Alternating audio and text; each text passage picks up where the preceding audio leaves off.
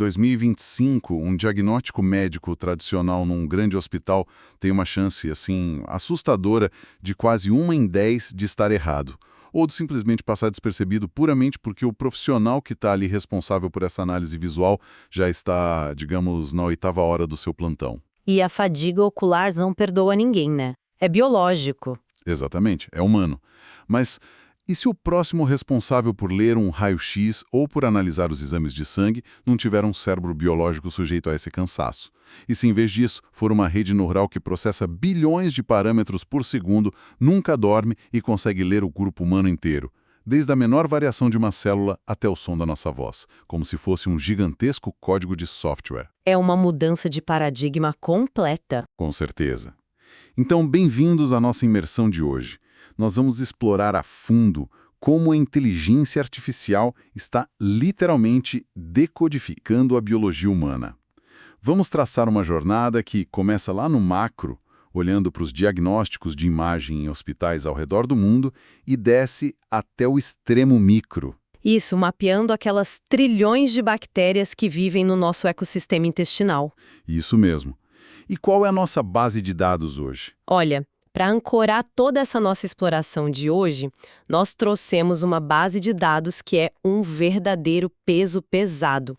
Estamos cruzando os relatórios mais recentes da Organização Mundial da Saúde, de 2025, e integrando isso com o banco de dados global do Earth Microbiome Project.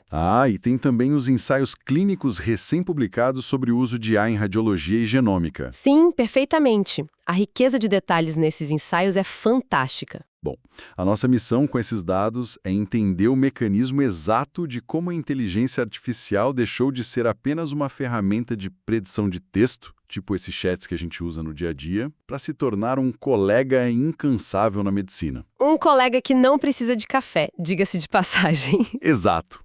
Uma tecnologia que está democratizando o acesso à saúde e transformando montanhas de dados incrivelmente confusos em tratamentos hiperpersonalizados.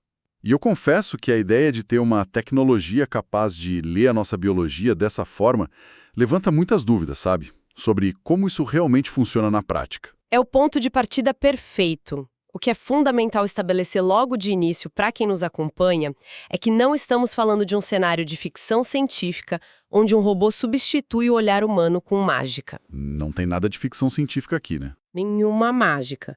Estamos falando estritamente de matemática aplicada. É o reconhecimento de padrões em uma escala altíssima. Quando dizemos que a IA lê o corpo humano, estamos descrevendo algoritmos que processam volumes de informações geométricas e químicas que um cérebro biológico, levaria milênios para correlacionar. Ok, então vamos começar desempacotando o nosso cenário mais amplo, o macro. Por que a medicina tradicional precisa assim tão urgentemente dessa intervenção matemática? A gente sempre confiou na experiência do olhar médico. O que os dados da OMS de 2025 nos mostram sobre essa necessidade de transição? Os números pintam um quadro de uma crise estrutural bem profunda. Os relatórios da OMS apontam para cerca de 2,6 milhões de mortes anuais causadas puramente por diagnósticos errôneos ou tardios. Caramba, 2,6 milhões. É muito alto. E a projeção é que teremos uma escassez global de 18 milhões de profissionais de saúde até 2030, com impacto mais duro, atingindo a Ásia e a África. O ponto central dessa crise é a dependência exclusiva da capacidade de processamento humano. Que é limitada, claro. Exato. O diagnóstico tradicional depende de diretrizes rígidas, como aquelas do NICE, no Reino Unido, e de exames que capturam apenas um momento isolado no tempo. Mas os humanos têm limitações biológicas inescapáveis. Os dados mostram que a taxa de erro médico salta para casa dos 10 a 15% após 8 horas ininterruptas de plantão. Não é uma questão de falta de competência do profissional, é um limite físico. O olho humano simplesmente cansa. Justamente. A fadiga visual na leitura de radiografias é real e quantificável. E é aqui que entra o motor da inteligência artificial.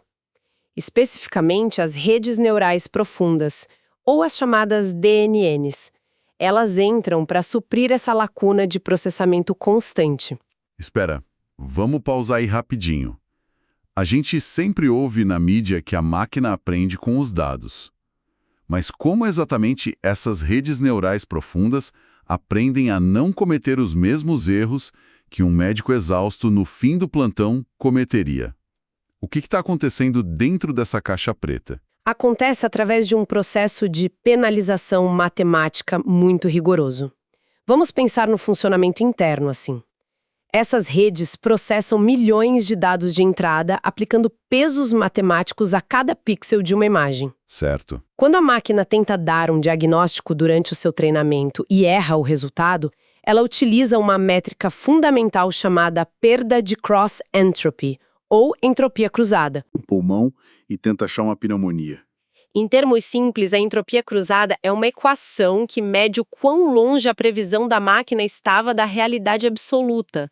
Não é apenas dizer, olha, você errou. Ah, entendi. Tem graus de erro. Isso, é calcular o quão confiante a máquina estava na resposta errada. Se a IA diz com 99% de certeza que um pulmão está limpo, mas na verdade havia um tumor ali, a penalidade matemática, a tal da perda, é gigantesca. É um castigo matemático severo. Exatamente isso. A rede então usa cálculos de cálculo diferencial para voltar e ajustar seus parâmetros internos milhões de vezes, camada por camada. Tudo para minimizar essa perda na próxima tentativa.